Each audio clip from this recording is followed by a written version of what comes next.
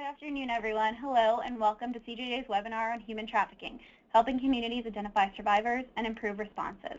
My name is Naomi Smoot, and I'm the Senior Policy Associate at CJJ. Thank you all for joining us today. Before we get started, I just wanted to run through a few technical details. First, you'll notice that all participants are in listen-only mode and that you are muted throughout the webinar. We will take questions at the end of the presentation. You can ask a question in one of two ways. First, you can type in your question into the questions box at any time throughout the presentation. Secondly, during Q&A, you can click the raise your hand button. I will then call on you, unmute you, and you may ask your question verbally. I ask that if you are on a cell phone, that you use the questions box, as that will avoid any audio feedback. We will be recording this webinar, and the recording, PowerPoint, and additional resources will be posted on CJJ's website within 24 hours. We have joining us today Amelia Rubenstein and Kimberly Grabert. Amelia is the Clinical Research Specialist with the Child Sex Trafficking Victims Initiative at the University of Maryland School of Social Work. This project is a 5-year federally funded partnership with the Maryland Department of Human Resources, the state's child welfare agency, and it is designed to build internal capacity for addressing the issue of sex trafficking among the child welfare population and system-involved youth. Up until March 2015, Amelia oversaw the anti-trafficking program at Turnaround Incorporated, a victim services nonprofit in Baltimore, which provides direct assistance to survivors of human trafficking. Beginning in 2012, Turnaround Incorporated partnered with the Maryland Department of Juvenile Services to customize and implement a screening tool for identifying trafficked youth within the state's juvenile justice system. Kimberly Grabert serves as the statewide Human Trafficking Prevention Director at Florida Department of Children and Families. Kimberly is founder and chair of the Child Sexual Exploitation Domestic Minor Sex Trafficking Subcommittee of the Greater Orlando Human Trafficking Task Force. Her work has created public awareness on the issue of labor and sex trafficking in the United States.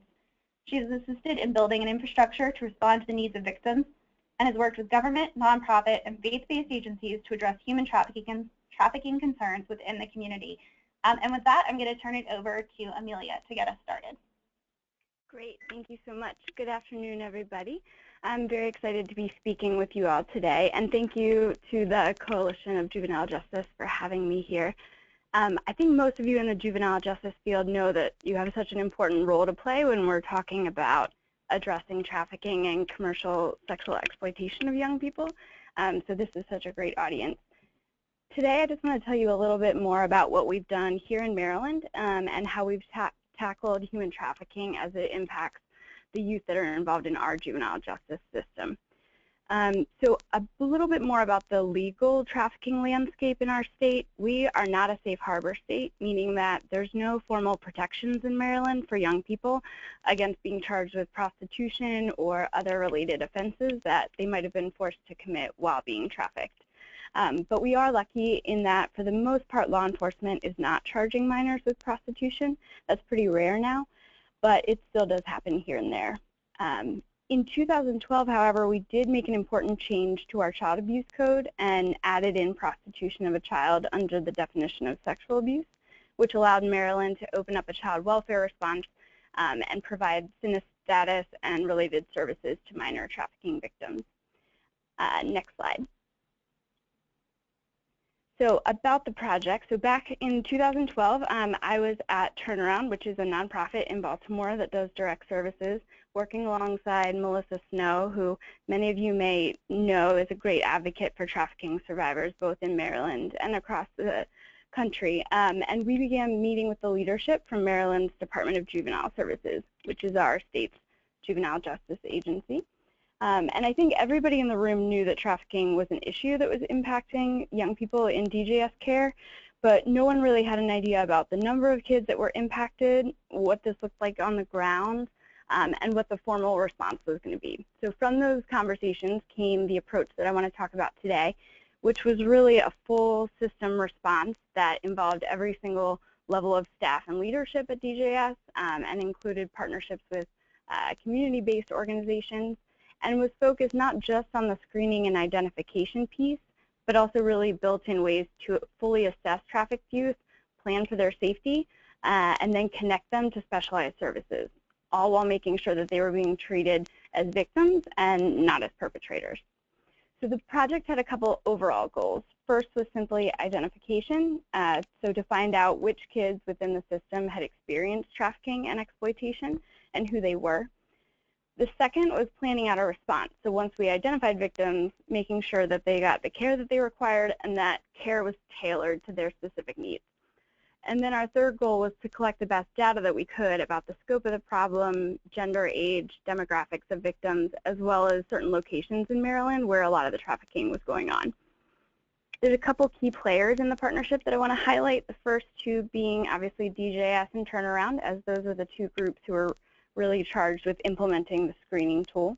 But we also had Shared Hope International, which is an anti-trafficking organization that developed the Intervene tool, which is what we ended up adapting and then using in the detention centers. So Shared Hope also helped fund Turnaround so they could dedicate staff time directly to this project for screening. We also partnered with the Maryland State Police Child Recovery and Exploitation Unit, as they were the designated law enforcement agency that was charged with responding to cases of trafficking when they were identified in the detention centers. And then lastly, the Maryland Human Trafficking Task Force, and they played a huge role in advising and supporting the project, and also in rolling out the trainings that were really crucial to making it successful. Next slide. All right, so piloting. So let's do a quick overview of what our partnership and our planning process looked like. So we first established a one-year MOU between the Department of Juvenile Services and Turnaround. We set up times for regular check-in meetings between leaderships of both groups. And those MOUs have since been renewed a couple more times, which is great because the piece is still going on.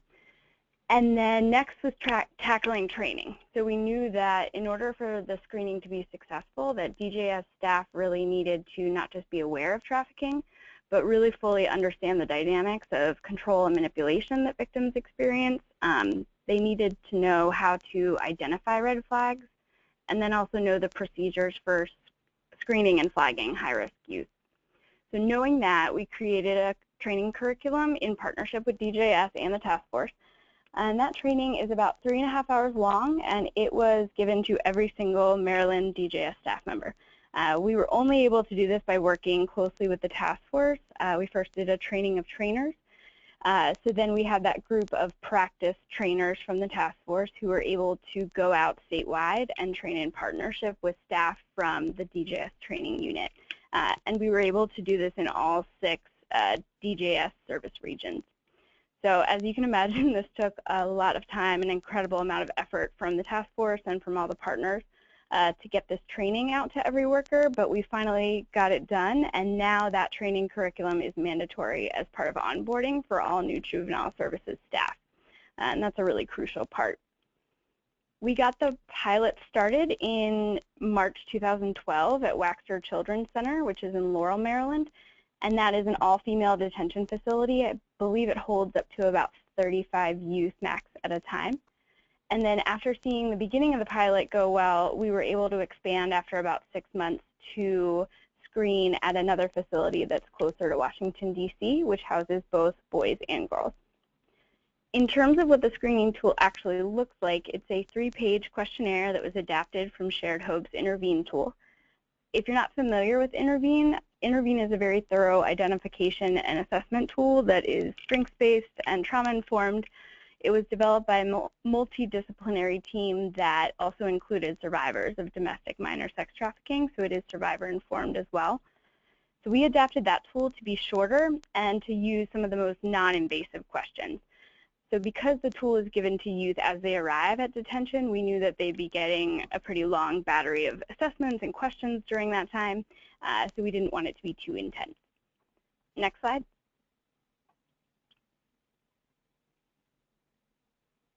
All right, so this is our overview of our screening process.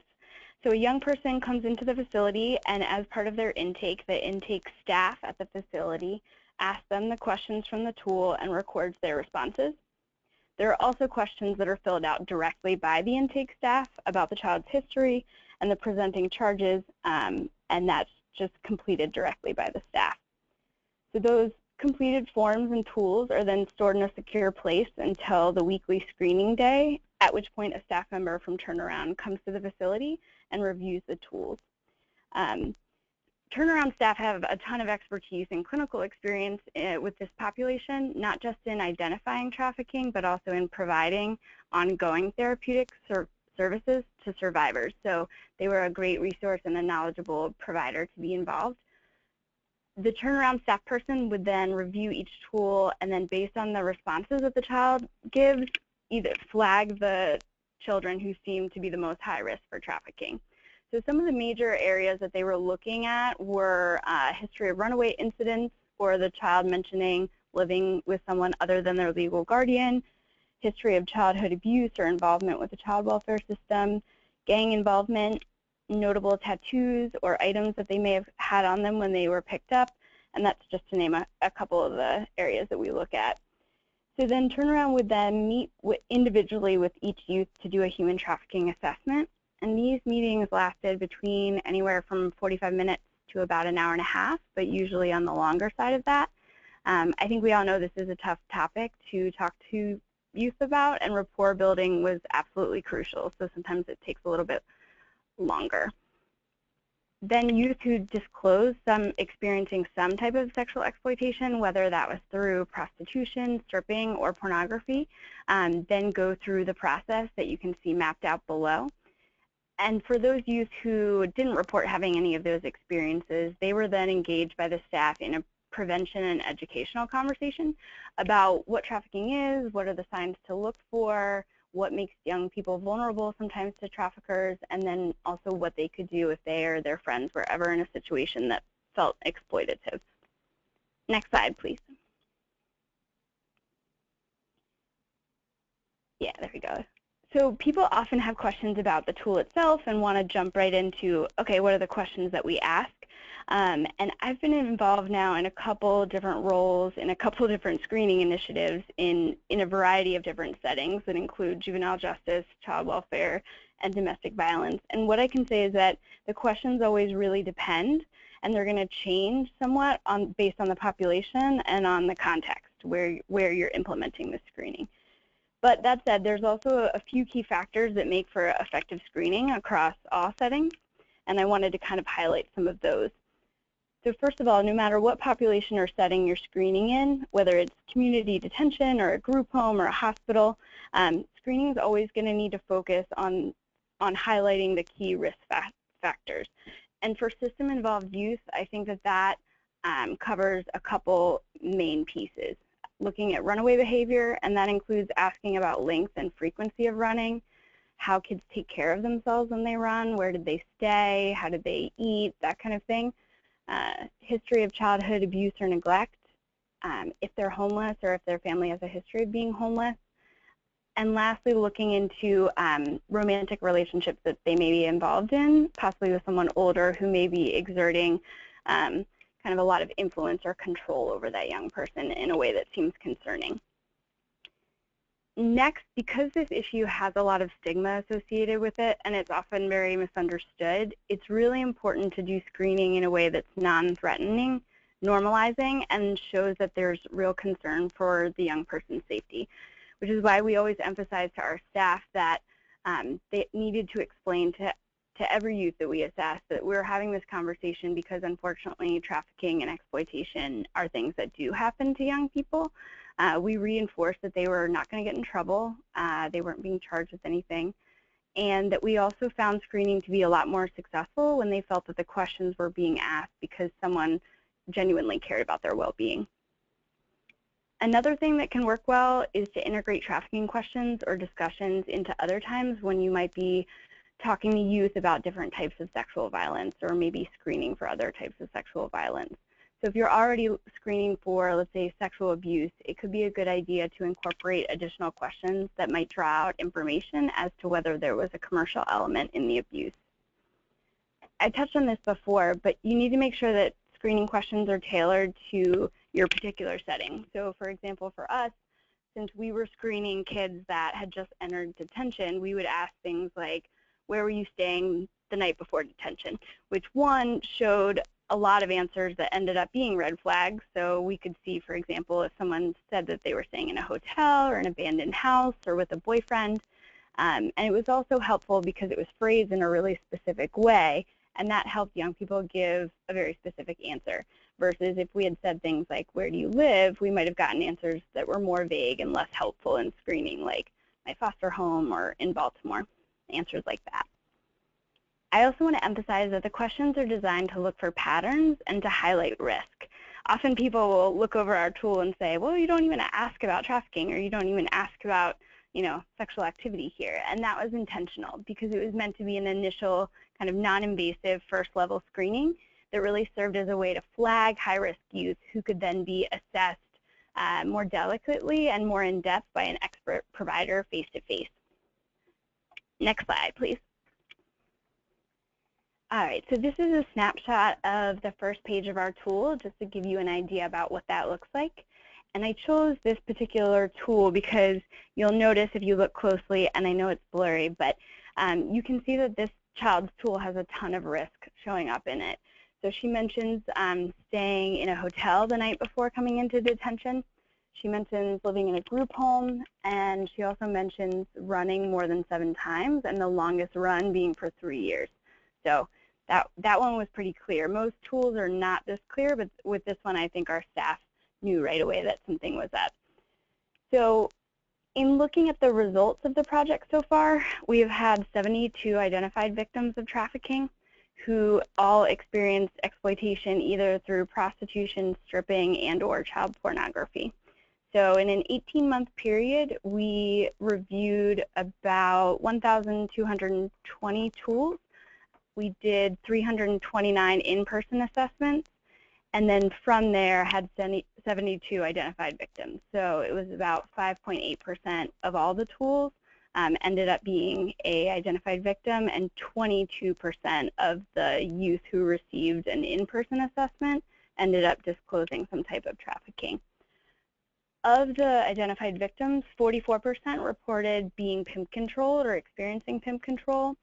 32% reported non-pimp controlled exploitation, and then 24% reported experiencing both types, but at different points. Next slide, please. So I'm sure many of you can already outline why you would want to screen and what the benefits are. But I think for us, the success of screening here in Maryland really reiterated how important it was to keep the main goal in mind, which is that we screen so that we can get better and more specialized care for trafficking victims. That is the main priority. And that group has very specific needs, and if they aren't comfortable sharing what's actually going on, it's going to be very tough to address those needs and to help them stay safe. We also found that screening allowed us to back up our claims that this was happening here in Maryland, because sometimes we had questions about, oh, that doesn't happen here. It allowed victims to access law enforcement and to report the crimes that have been perpetrated against them. And it also allowed a great way to do prevention education at the same time that we were screening, which is a really important piece. Next slide, please. So some of the lessons that we learned along the way. You cannot overtrain. Staff at all levels have to be really well educated on this issue, and it's a complicated and complex issue that takes sometimes longer to train about than perhaps other topics. And you really have to do that screening or that training, before you begin screening and identifying victims. I think if you don't do that training beforehand, we run the risk of identifying victims and then have them being served in settings by staff who may not be informed and could actually do harm if they're judgmental or don't view these kids as victims of crime or as trauma survivors. It was obviously important for us to have all the details written down and for agency protocols to be in place before we started, so we were all working from the same map. We also found that it was extremely important that those follow-up assessments be done in person, and those assessments were absolutely necessary. We found that you really can't rely just on one tool or a completed piece of paper to tell you if a youth has been trafficked. We saw that disclosures only really come as kids build trust with staff and then share experiences. As we trained and staff became more aware, we saw that identifications came from both the tool but also from detention staff who would come up to our staff at Turnaround and say, I've been talking to this young person, she told me something that happened to her, I think she's been trafficked. Sometimes other youth would alert us, telling us about a friend or a peer that they were concerned about. It's also really important to remember that while we're doing system change and we're shifting the view of these kids from criminals to victims within the juvenile justice system, they then go and interact with many other different systems, court, mental health, child welfare, that may have professionals that are not educated in that way and that do still perceive them as criminals. And so we felt it was our responsibility to do damage control and education for the other professionals on each survivor's case. So it was really important to reach out to every single person involved with a survivor's case, their judge, their attorney, that kind of thing. We had to make sure that we remember that this is a hard subject for kids to talk about, and planning out privacy protections and confidentiality considerations were really important, including our staff being upfront in our informed consent discussions with kids during assessment periods about what information would need to be shared or reported to CPS, things like that. And then the last recommendation I have for screening is that it can be really daunting to think about beginning a statewide, training and screening initiative. It can seem to take on a lot of resources and time, and it can be helpful to think about state agencies and nonprofits. What are they already collecting? What data and information are you already collecting that can be useful in identifying trafficking cases? So for example, does your agency already track chronic runaways? And if so, is there a way to build off that data to at least identify a pool of very high-risk youth that you may want to first target for screening?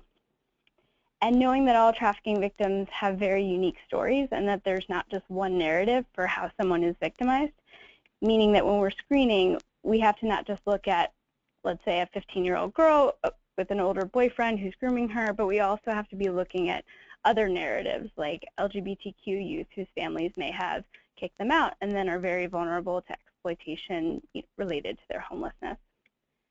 Next slide. I throw this saying in here just as a reminder. This is one of my favorites, no surveys without services, because I think it can be very easy to jump into screening, but we really have to think about kind of our obligations to young people, and that if we are going to ask them these kind of intimate and tough questions and they share this information with us about trafficking experiences, we have to be able to give them something afterwards. There have to be services and support already in place before we start that screening process. Next slide, please. So where are some places we can screen? This is the best list I could put together. These are all places where you might encounter high-risk populations, especially with young people, and then it might be good to incorporate screening initiatives or at least some screening questions into intake or assessment that you already have going on. In each of these settings, it's probably good to identify staff that have strong clinical skills, that make youth feel at ease, that are genuine, and that feel the most equipped to talk about this subject and to receive a disclosure of trafficking, because you have to have staff that feel comfortable responding to that. And next slide, please. Okay, so I'm going to wrap up with this. This is a poster that was made by one of the young women that we worked with at the first facility, Waxter, and she's a survivor of trafficking, and she got very involved in Human Trafficking Awareness Month last year and worked alongside our Director of Group Life, who spearheaded this poster campaign. And I thought she did an absolutely beautiful job, and it was nice to see kind of the uplifting side of this and to see her acknowledge herself as a survivor, which is something that she hadn't done before. And it just kind of goes to show what can happen when survivors are acknowledged and connected with the support that they need and that they deserve. And so I'm going to wrap up with that, but I'd just like to thank you all so much for taking the time to listen today. I think it takes an entire community response to address child trafficking, and I'm glad you all are part of that effort. So with that, I will hand it over to Kim.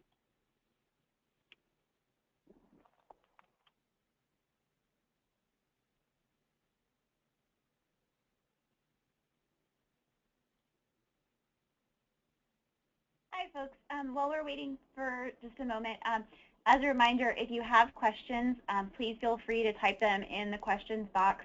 We'll take those at the end of both sessions. And thank you again for everyone who's on the line with us today. Thanks.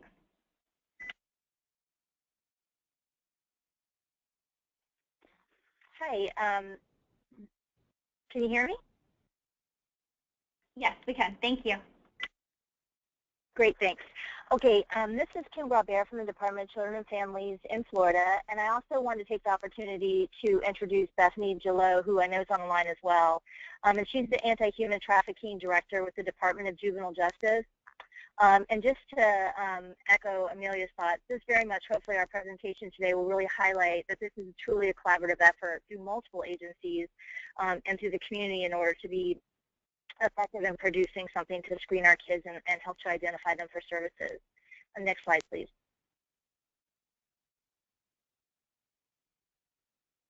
So in Florida, we started taking reports to our child abuse hotline in 2009. And in 2013, around human trafficking. And in 2013, we broke those down into 3 categories. So as of January 1st, 2013, the hotline accepts reports on commercial sexual exploitation of a child caregiver, commercial sexual exploitation of a child non-caregiver, and human trafficking labor. The CSEC designation non-caregiver is the only maltreatment that we accept at the hotline in which a parent or a legal guardian is not the potential, or a caretaker is not the potential perpetrator. So it makes it a very unique maltreatment. Next slide, please. I just want to show some prevalence with regards to the number of reports that we receive. And so last year we received to the state hotline 978 reports. And we have since 2009 almost doubled annually on the number of calls to the hotline that have generated a report. This year we're on track to do that again. Next slide. So in 2012, Florida passed the Safe Harbor Act. It went into effect January 1st of 2013.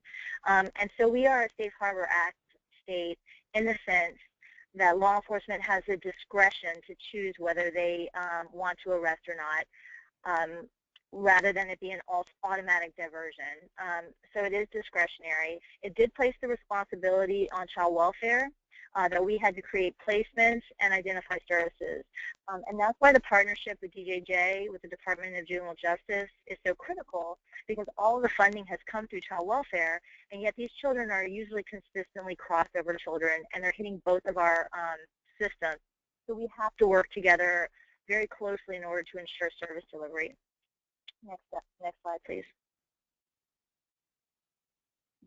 House Bill 7141, next slide, please, was the bill that passed this legislative session in 2014. We've been putting it in place for the last year. This is a really sweeping, large bill that's really geared toward child welfare. But again, there's a strong expectation that we'll work closely with the Department of Juvenile Justice on these. It also references the CBC, or the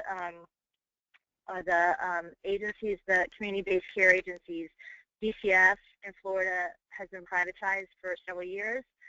So the state handles child protective investigations, but anything past that, case management, ongoing services, prevention, adoption, independent living, all of that is contracted through private agencies who we refer to as CBCs.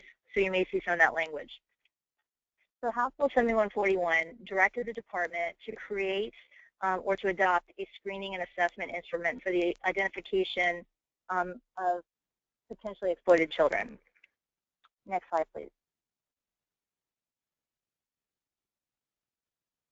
And it required that it have certain components in place and be incorporated into that tool. I mean, clearly, if you work with this population, these are very obvious factors that you would want to consider. The runaway history is a very large indicator for us. I think Amelia mentioned the need to track the missing child population in conjunction with the HT population. And definitely what we see is that while we have on average any given day maybe 185 children in foster care who we have identified as CSEC, and annually the number of reports that we receive to the hotline is only 0.25% of our human trafficking maltreatments compared to all the reports we receive. For our missing child population, they make up about 25% of the kids on any given day who are runaway are human trafficking victims. So there's a lot, that running away population is really critical. We want to know their impact on recruiting. Attachment to the exploiter obviously is going to impact our ability to seek services and identify placement. Trauma, so that we can identify services and how to prioritize, as well as any needs that they may have around criminal charges, how long they were sexually exploited, and if they're in need of substance abuse treatment. Next slide.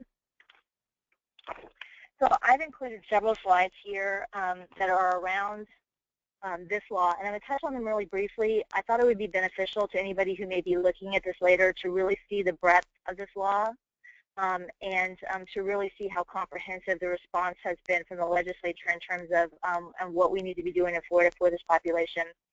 So currently we do have safe houses, and we do currently have specialized therapeutic foster care for this youth population, as well as specialized beds in residential treatment facilities. This law identifies all of those components, that we have to now identify those as not simply group homes or foster homes, but as safe houses and safe foster homes.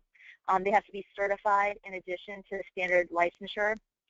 And foster parents who want to treat this population must seek specialized training in order to provide foster care. Next slide. In addition, it requires the gap analysis that Amelia touched on as well, how critical it is that we be able to assess services and needs and be able to provide full continuums of care in those areas where we cannot do that, to really look at scalability and determine how do we provide for services for children in those areas. Next slide. And one of the things that was really interesting is that it required that the lead agencies, who are also the CBCs, interchangeable term, they have to provide case management no matter how a child ends up in a safe house. So if the child is there through dependency, or the child is there as a community child, or if DJJ, for instance, makes a referral there, the CBC must provide case management to ensure that that child is having all of their needs met. So there's a strong sense that this is collectively our child, and that the need to seek services and to ensure they're funded and provided fall on all of us. Next slide, please. We also got this legislative session, a statewide council on human trafficking, which is chaired by our Attorney General, Pam Bondi, and both Bethany and my secretaries, Secretary Daly and Secretary Carroll, sit on the council. And so underneath those, there are also 3 committees that seek to do the things that the bill outlines, and also to look at things from a from a whole statewide perspective around labor trafficking and sex trafficking for adults and minors. Next slide, please. And finally, with regards to this bill, is OPAGA. And the benefit of this is that they conduct an annual study on the services that we have available in the state, and they're also reviewing our tool and looking at the validation component just as we are. So it gives us a secondary set of eyes on the work that we're doing and good feedback. Next slide, please. So to speak directly now to the tool, basically the Department of Juvenile Justice started this project several years ago, and they did it in conjunction with Shared Hope International and with their Intervene tool. We would again echo Amelia's sentiments that it's a great tool and it was really beneficial for the initial assessment. So basically what happened is that DJJ looked at the Department of Children and Families numbers, and they said, okay, between July 2009 and September 2013, the department received reports on 1,835 children who were alleged to have been victims of human trafficking. When they went back and looked at those kids, they found that they had had contact with over half of those children before the maltreatment of human trafficking came into the child abuse hotline. So they began to think, well, how are we missing these kids? Next slide, please. They anticipated that what they would see when they looked at those 964 children is a high number of prostitution charges. Next slide, please. So what they found was that actually only 1% of the victims were arrested for prostitution. And the children were not coming to the attention of DJJ through this process. And so that's when they realized they needed to have a tool, they needed to pilot something that would allow them to start to identify the victims. Next slide, please. When they looked at the children's arrest histories, what they found were the two most common charges were assault and battery and petty larceny. Next slide, which are pretty common masking charges that we see with this population. So they started to work with Shared Hope. They used their intervene tool in 3 of their juvenile assessment centers. And in Florida, a JAC is where a child is brought at the time of arrest by law enforcement and handed over to JAC staff who conduct assessments and make determinations about next steps. So they conducted these assessments in Broward, Miami-Dade, and Orange County. Those are the 3 areas that right now and very consistently have had the highest number of intakes around CSEC. So they implemented this human trafficking specific screening tool on youth who had certain risk factors. They did not screen every single child who came through, but based on certain triggers. And they wanted to be able to create a safety net for these kids who were not being identified by law enforcement. Next slide, please. And the results were really interesting. First of all, they found that 12% of the youth that they screened, and the purpose of the screening tool was to trigger DJJ to call the hotline at DCF. And they found that 12% of the youth who were screened were ultimately verified by the department. So that was a significant number of children who may not have ever come to the attention of either of our agencies without that screening tool. They found that 98% of the verified youth were female, and that, again, only 6% of the youth screened were self-disclosed. And then it reinforced some of the beliefs that we had from other research and other literature that they had higher rates of alcohol and drug abuse, much more extensive history with the department, higher numbers of runaway episodes. And we really were able to see that they had extensive abuse histories compared to non-verified youth, especially around sexual abuse and witnessing violence. Next slide, please. So the Department of Juvenile Justice and the Department of Children and Families put together a 23-member work group. And the goal was that we wanted to take the wonderful work from that intervene tool and to tweak it a little bit in order to not only identify sex trafficking, but to also look at our labor trafficking populations. We also wanted it to be more gender neutral. And so we made those tweaks to the tool. And we want to increase that collaboration between our agencies. And currently at this time, DJJ has rolled the tool out statewide. So their JACs throughout the entire state have been, the first one happened in February, and now the whole state is utilizing them. The Department of Children and Families are piloting through 2 sites currently, one in Hillsborough County Sheriff's Office and one through Broward County, through Duval County, through Jacksonville, through Duval County. And so we're collecting that information at this time with regards to the outcome. Ultimately, what's going to occur is that it'll roll out statewide for our investigators with the Department of Children and Families, and it will also roll out to the community case-based care case managers. The benefit of the tool is that we're sharing it among ourselves. So there doesn't have to be redundancy, and there doesn't have to be re-trauma on that child from doing the tool again and again. So when, so at the time that that DJJ does the tool with the assessment, if it sparks a call to the hotline, then what they will do is provide that tool to DCF, and then we will provide it to the investigator. In turn, that investigator will share the tool with the child's ongoing case manager. So the tool does not have to be done again and again, but the results will be shared, and we can make decisions about service delivery that way. Next slide, please.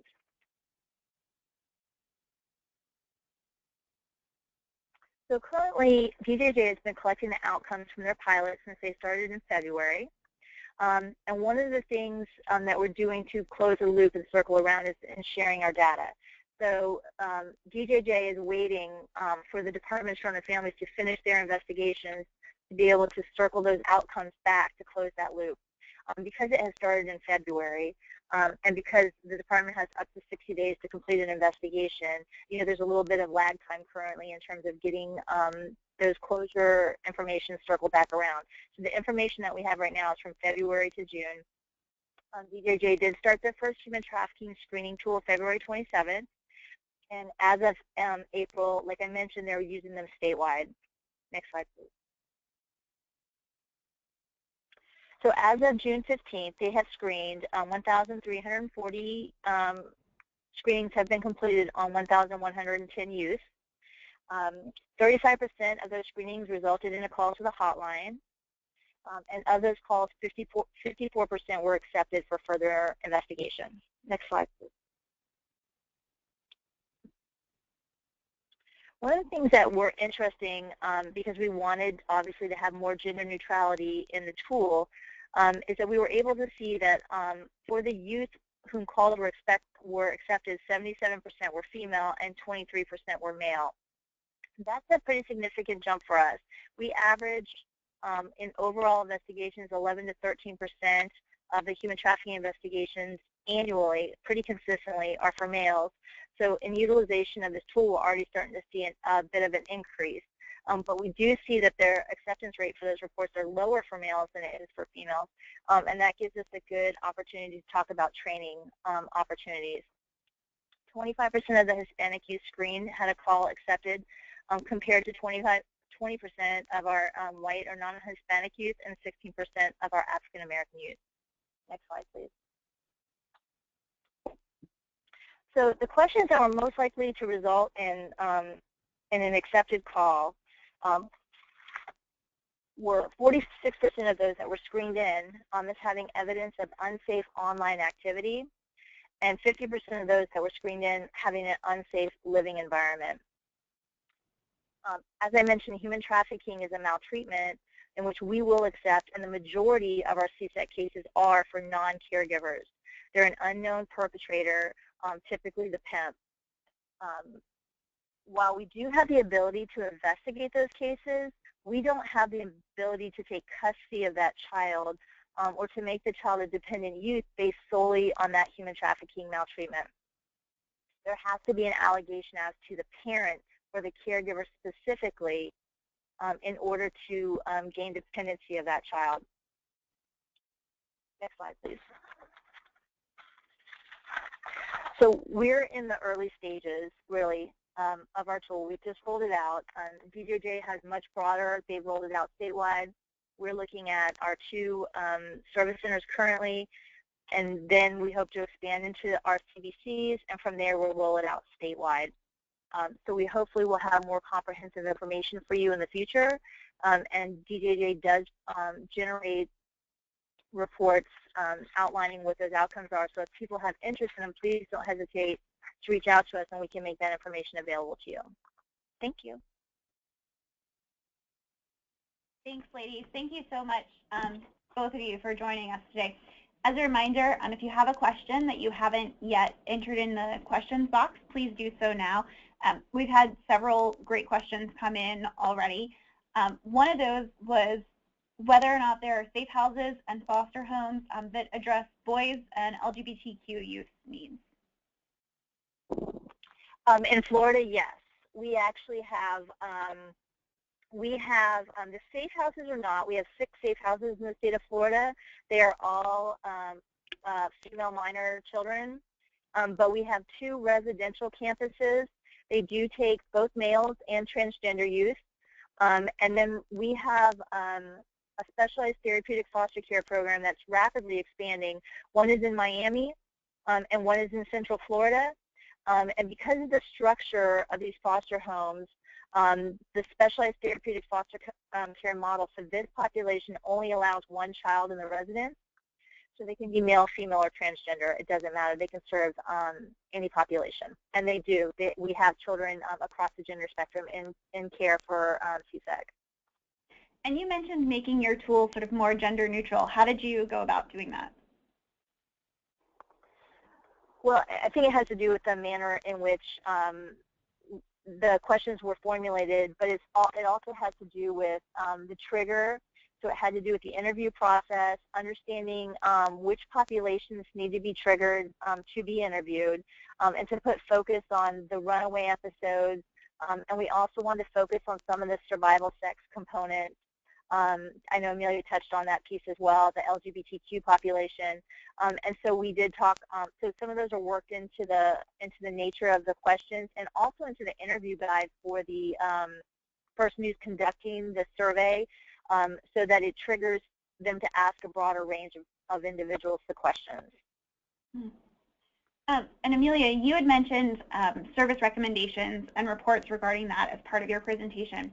Could you talk a little bit more about what some of the services are that are available and how folks are trained so that they can provide those services? Yeah, absolutely. So we put a big focus on that survivors of trafficking obviously have experienced a lot of trauma probably before they were trafficked, and then from the trafficking, just a lot of our training covers the types of trauma, both physical, emotional, and sexual, that youth experience while they're being trafficked. So it helps staff understand kind of how that trauma impacts their behavior and then how they may need to address that. So kind of giving that trauma-informed umbrella to all of the services that we provide. And then in treatment planning and coming up with services, looking for providers that are really knowledgeable in trauma care and not just kind of trauma focused or trauma flavored, but actually really good at the trauma interventions. We are looking at services that are very low barrier, so that means partnering with runaway and homeless youth programs that have staff who are used to working with kids who are very transient, maybe very hesitant or wary of any system involvement or of professionals and social workers. And it also means having providers that are comfortable having these conversations with kids and having groups that are specific to kids who've experienced C-sex so that they can connect with other survivors that have had similar experiences, which kind of breaks down some of that isolation and stigma piece that I talked about before. And then we've also looked at, mentoring is a really important component, I think, for services to survivors. I think that that lack of a stable adult caring figure sometimes is a vulnerability for a lot of young people, but it can also be a great part of treatment planning, and I think it's something that we look at as extra very often, but it can be a very large component of service planning for kids once they are identified. And we actually have a great provider here in Maryland that has trained mentors specifically to be adult stable mentors to children who've been trafficked. And in terms of funding to create safe houses and to do programs like this, are you aware of any sort of funding sources that communities could tap into if they're interested in starting programs? Well, from our perspective, the funding that we received from our legislature was not a great deal in terms of the development of the safe houses. The money that we received went specifically to bed rates. And so, to be perfectly frank, what has occurred here is that they have sought, not the department, but the individuals who are developing the safe houses, the majority of their funding has come from the faith-based community and the corporate community. And so it hasn't been through grant processes or those type of models, but it absolutely has been through the faith community and through seeking funding through corporate sponsors. And I would echo that by saying that we have had a couple private philanthropic agencies in Maryland that have helped fund certain initiatives, and then Shared Hope helped. And there are also ways to, I think, use VAWA and VOCA funds to be able to serve this population. But I think that's where it kind of circles back to the data collection piece, which is that until we have really solid numbers, it's hard to kind of make that argument. But I think we are getting very close to being able to say we have a great snapshot of how many kids we have that are trafficked, and we absolutely need the funding for the services to take care of them. And I would also add real quickly that the research piece is I think really instrumental, and it's a piece that's been a bit of a struggle.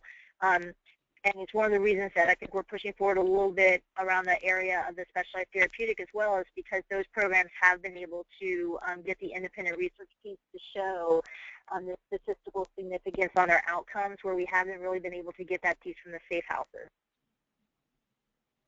Thanks. And a lot of folks have asked kind of if there's a way that they could see the tools, the screening tools that you're using.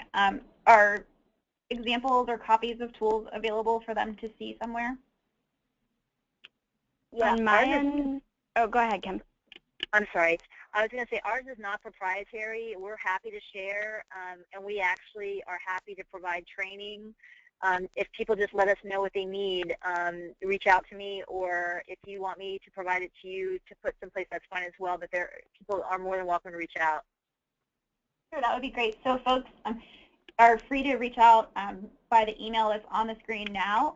Also, and if you'd like to share it with us, we would be happy to put it on our website so that folks could access it from there or a link to your website. And we're going to give just another moment for a few more questions to stream in. Amelia, this question is for you. Do you all have the capacity to assist local departments of social services in adding questions to interview tools or assisting in potential identification of child victims? So that's actually the project that I have right now. Now I'm working with our Department of Child Welfare to work with Maryland local departments to kind of address the same issue only on the child welfare side.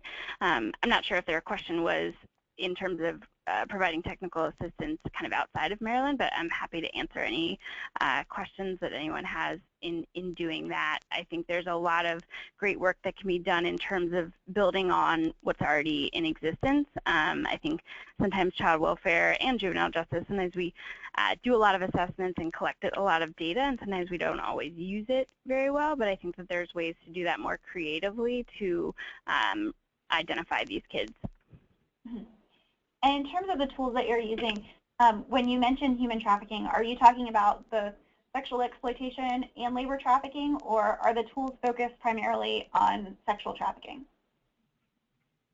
I would say it's pretty focused on the commercial sexual exploitation piece. In Maryland also, we've had trouble with defining labor trafficking, and that's a whole other area that I think Florida sounds like it's a little bit farther down the road in getting into their laws and into their response. Yeah, our tool is labor and sex trafficking. Yeah, we have been identifying labor victims predominantly around door-to-door sales, but we definitely think the focus has really been on CSEC here, but we anticipate that it's going to get larger around labor trafficking with the statewide council in place now. What sort of role can schools play, and how could they become involved, or how do you utilize them in your work and screening? Well, that's a tricky one, y'all. You know, I think it very much depends on the environment that you're in and the degree of openness to these type of dialogues in your school district. You know, Florida is a huge state. It's 10 hours from one end to the other, and we run the spectrum from, you know, very urban areas to very, very rural areas. And trying to get these dialogues into the public schools has been very easy in some areas and extremely difficult in others.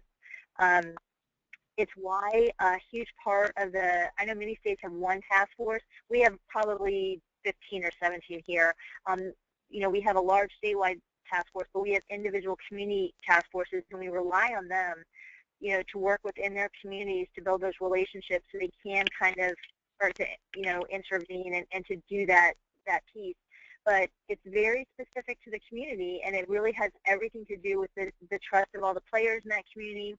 But pretty universally, trying to do anything around the word sex in the school district can be extremely difficult. In Maryland, I do believe that schools have, I think they have a role to play. I was just reviewing kind of the sources for all of our CPS reports that have to do with trafficking, and there's a small number that have come from schools, but they're still there. And I think it's important. The first place that we have to start is that, like Florida, you know, we just added this human trafficking in the child welfare piece, and so it's the only situation in which a non-familial person is abusing a child, and that's a CPS report. In most situations, it has to be a caretaker or parent, and so even just teaching schools about that change in law, I think that's the first place that we've had to start, is letting people know that that is a mandated report, and I think that can be one of the most important roles that they play, is notifying local departments. And in addition, where we have crossover children, we have a requirement among all of our agencies to staff those children collectively. And so the school districts are at the table when we're talking about kids who may have very complex needs, such as the case with HT children sometimes. So their social workers and their guidance counselors are very engaged in that process. Sometimes I think it's more about educating the individuals who are engaged with these children alive. And again, it can be a little hit or miss, but it really just is about continuing to develop those relationships, because typically with child welfare, the schools are our largest reporter, and so that's a very important avenue to pursue ultimately. The hotline that was mentioned earlier, is that open strictly for law enforcement or for anyone to use, and how does that work? Our hotline with the Department of Children and Families? Yes. Oh, okay. That's our child abuse hotline, so it's our 1-800 number in the state of Florida that anybody can call to make a report if they have a reasonable belief that there's abuse and neglect occurring. So everybody in the state, whether it's law enforcement or teachers or the next door neighbor, use the same number to call and make a report. And it's a central. We're a state agency, so it's one central location that takes reports for the entire state. And then one final question. Are there other resources that you would recommend to continue training in human trafficking for folks who saw the webinar today and are interested in learning more? Oh, I mean, just without question, I would encourage anybody who is not familiar with Shared Hope International to reach out. They have incredible training. We've contracted with them to train our staff, our hotline, and our investigators. Yeah, I would definitely encourage anybody to reach out to them. Yeah, I would echo that. I would say Shared Hope is a great resource, especially on the screening area, because they've had so much experience in really getting Intervene out there and on the ground and seeing what it looks like. I've had great experiences with GEMS in New York and the quality of their trainings. I think that's been great. And then also Polaris Project. Okay, thanks so much. And we will have a copy of the PowerPoint as well as the webinar up on our CJJ website within 24 hours. And if you have additional questions that we didn't have time for today, please feel free to use the email addresses and contact information that are up on your screen. And thank you so much to everyone for joining us, and also to our presenters. And have a great day, everyone.